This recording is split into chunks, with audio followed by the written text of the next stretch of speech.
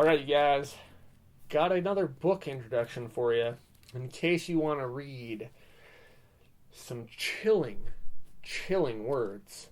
This is called Red Horizons. It's Chronicles of a Communist Spy Chief. This book chronicles the rise of power of the Romanian state in the late 1950s, early 60s, and how they had basically unchecked power in the eastern bloc of Romania. So much monitoring going on of the citizens and of their own intelligence, and it basically shows you what a total nightmare police state is really like.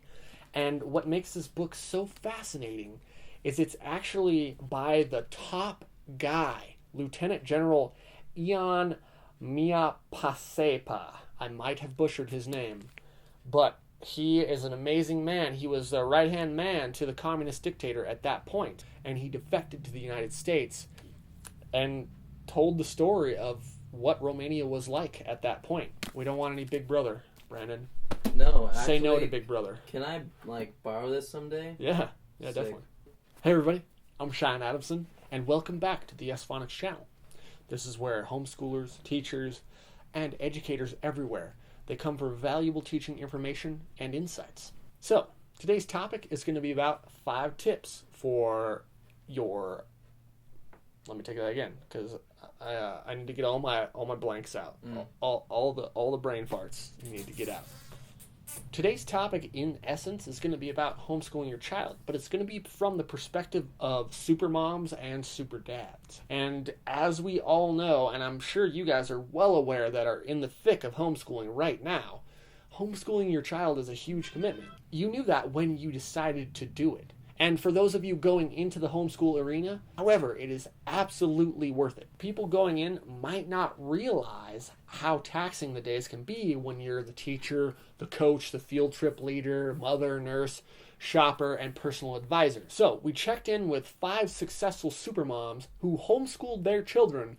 They run their households, they support their friends, nurture their marriages, and still have time left over for themselves. With these 5 easy tips, you'll be wearing a supermom or superdad cape as well.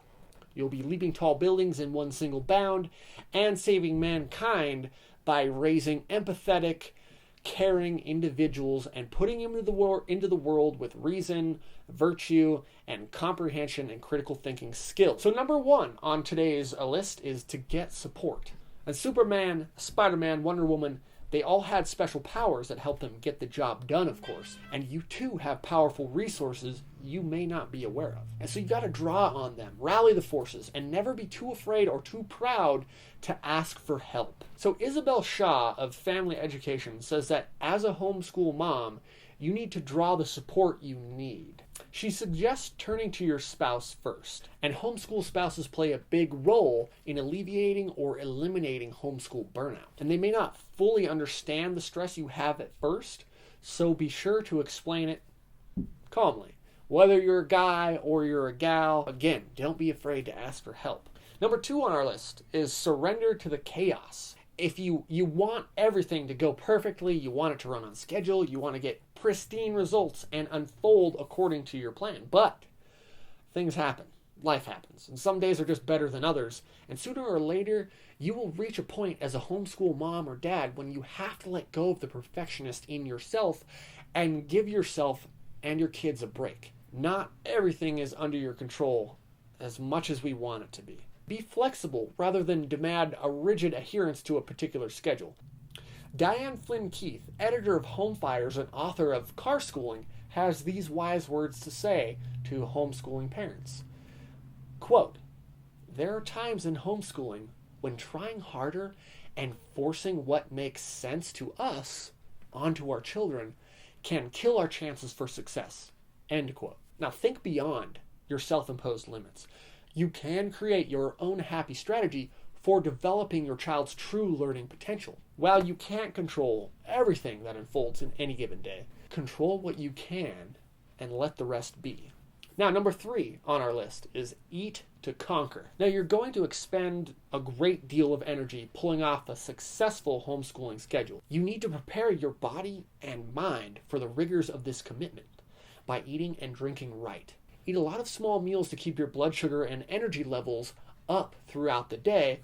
Hydrate with water, and eat superfoods such as blueberries, nuts, and leafy greens as often as you can. Now again, eating right, eating clean, that all sounds pretty simplistic, but as a homeschool parent, it really is important for you to focus on eating well so you can have the mental acuity and the energy to interact with your child on the levels that they need you to interact with them at. Always remember to nourish your body well and your mind as you offer your knowledge, energy, and love to your children throughout the day. So, number four on the list today is maybe one of the most important ones.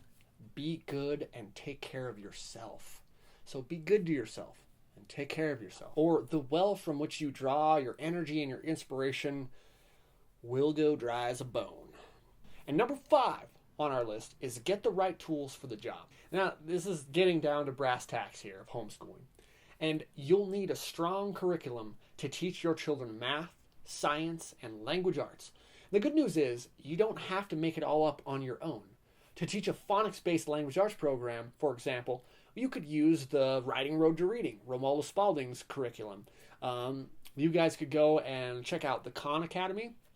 You guys can check out crash courses on YouTube. So anyways, you guys can throw in some Google searches, but most importantly, make sure your curriculum is reproducible. That way you don't have to pay for add-ons or upgrades. And that's it for today's video, you guys. So if you have any questions or comments, leave them in the comment section below. And I hope you're well, my fellow educators, and I'll talk to you in the next video.